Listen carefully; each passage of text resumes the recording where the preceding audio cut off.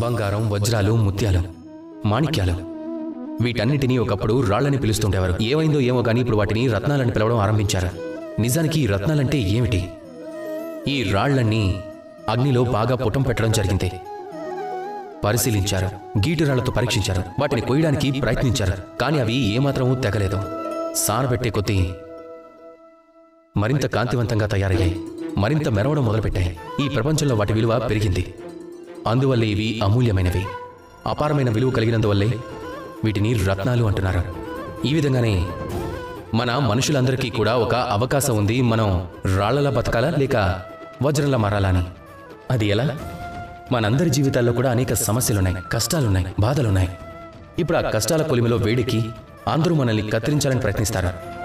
ఎంతో మంది మనుషులు ఎన్నో రకాల పరిస్థితులు మనల్ని ముక్కలు చేయడానికి ప్రయత్నిస్తాయి. కానీ మనం ముక్కలైపోకూడదు. ఎలా అయితే ఈ రత్నం గీటురాళ్లనే పరిస్థితుల్ని ఎదిరించి రాయి నుంచి రత్నంగా మారిందో, అలాగే మనం కూడా మన సమస్యలన్నింటినీ ఎదిరించి రత్నాలుగా మారాలి. ఈ ప్రపంచానికి ప్రకాశం ఇచ్చే వజ్రంగా మారాలి. అలా మారడానికి నాతో కలిసి ప్రేమగా పలకండి, రాధాకృష్ణ.